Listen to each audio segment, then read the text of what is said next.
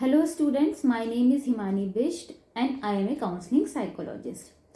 तो आज मैं बात करने वाली हूँ कि किस तरीके से आप अपने बोर्ड्स के लिए रिवाइज कर सकते हो। उसके लिए कुछ स्ट्रेटजीज हैं सिंपल सी, जो मैं आपके साथ में शेयर करती हूँ, जो आप अगर अपनाएंगे तो आपको ज़रूर फायदा होगा। अक्सर आपने देखा होगा कि आप टाइम टेबल्स बनाते हैं और वो एक हफ्ते से ज़्यादा कभी भी चल नहीं पाते हैं, शायद उससे पहले ही वो ब्रेक हो जाते हैं। तो इससे क्या होता है, हमारा टाइम टेबल से धीरे धीरे भरोसा उठने लगता है और हमारे माइंड को ये सिग्नल जाता रहता है लगातार कि ये चीज़ वर्क तो करती नहीं है।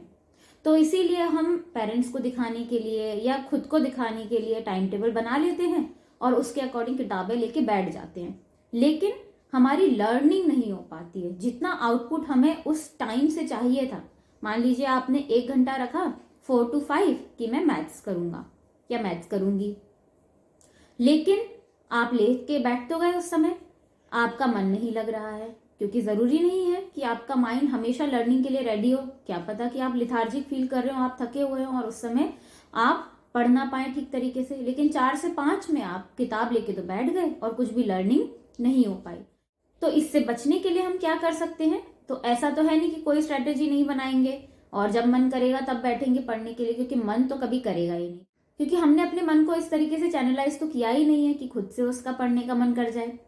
तो अब हमें क्या करना चाहिए?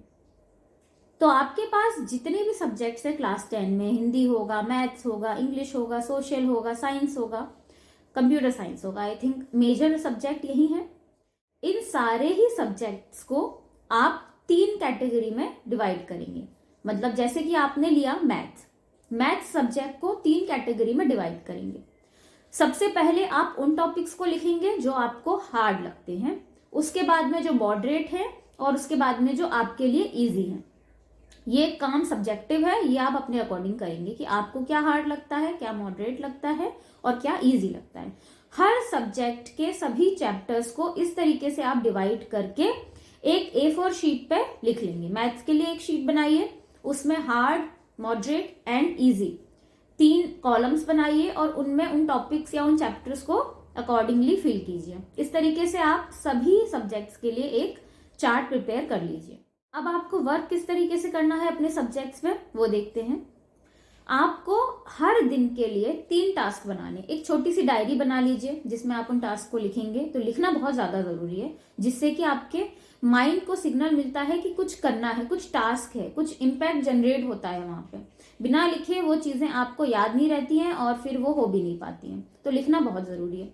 तो हर दिन आप क्या करेंगे, आज जैसे कि आपको आज पढ़ना है तो उसके एक रात पहले आप नेक्स्ट डे का शेड्यूल बना लेंगे। उसमें आप 3 टॉपिक्स को डालेंगे।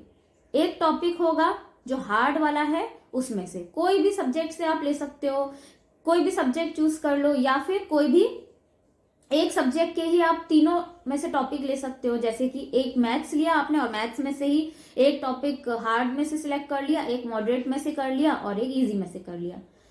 लेकिन ये करना थोड़ा सा मुश्किल हो जाएगा कि पूरे दिन आप मैथ्स शायद ना पढ़ पाओ, तो इसीलिए आप अलग अलग सब्जेक्ट्स ले सकते हो। जैसे कि मैथ्स में से हार्ड टॉपिक ले लिया और एक किसी और सब्जेक्ट में से मॉडरेट टॉपिक ले लिया, किसी और सब्जेक्ट में से इजी टॉपिक ले लिया।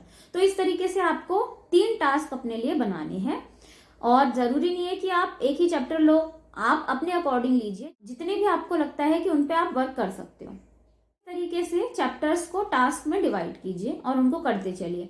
इससे एक बैलेंस क्रिएट होता है, क्योंकि माइंड हमेशा अगर हार्ड ही चीजों को पढ़ता जा रहा है तो फिर उससे वो थक जाता है। तो फिर उसको रिवाइव करने के लिए आप कुछ ऐसी चीज दे सकते हैं जिससे कि उसको लगे कि हाँ ये मैं कर सकता हूँ। जब ऐसा आप फील करवाते हैं अपने माइंड को तो फिर वो बूस्ट फील करता है, कॉन्फिडेंट फील करता है, और फिर ये कॉन्फिडेंट माइंड आप अगर हार्ड वाले टॉपिक्स के ऊपर लगाते हैं तो वहां पे भी आपको उससे हेल्प मिलती है। तो इस तरीके से आप जरूर करके देखिए और जितने भी दिन बचे हुए हैं उस हिसाब से आप इन सभी टॉपिक्स को, सब्जेक्ट्स को डिवाइड कर लीजिए और धीरे धीरे वर्क करिए। 3 टास्क हो गए आपकी स्टडी से रिलेटेड। अब इसके अलावा आपको 2 टास्क और रखने हैं और वो 2 टास्क होंगे आपके माइंड को ईज करने के लिए, जिसमें आप बहुत ज्यादा टाइम ना दें क्योंकि एग्जाम बहुत पास है, बस थोड़ा बहुत टाइम, जिससे कि माइंड को रिफ्रेशमेंट मिले।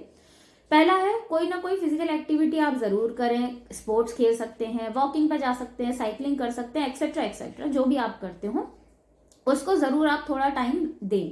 इसके अलावा कोई अगर आपकी हॉबीज़ हो उसको भी आप कुछ आधा घंटा दे सकते हैं दिन में से, जिससे कि आपको एक रिफ्रेशमेंट भी मिलता है।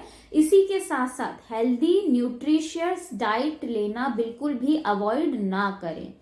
ऐसा कभी कभी होता है कि हमें बहुत प्रेशर फील हो रहा होता है स्टडी का, तो फिर हमें भूख नहीं लगती है, लेकिन इस समय पे आपको ये ध्यान रखना है कि अगर आप ठीक से न्यूट्रिशन नहीं लेंगे तो आपकी बॉडी और माइंड अच्छे से वर्क नहीं कर पाएंगे। तो न्यूट्रिशन का भी आपको ध्यान रखना जरूर है। एडिक्वेट अमाउंट ऑफ वाटर आप लेते रहिए और स्लीप को भी अपनी ठीक रखिए। ऐसा मत कीजिए कि आप एक दिन जो है पूरी रात जाग के पढ़ लिए तो दूसरे दिन फिर आप 2 दिन तक सोते रहेंगे, क्योंकि आपकी स्लीप साइकिल ठीक तरीके से कंप्लीट नहीं हुई है। तो स्लीप को भी अपनी एडिक्वेट रखिए। आई होप कि आपको ये स्ट्रेटेजीज हेल्प करेंगी। आपकी कोई भी क्वेरी हो तो आप कमेंट सेक्शन में जरूर पूछिए। And all the best for your exams. Thank you.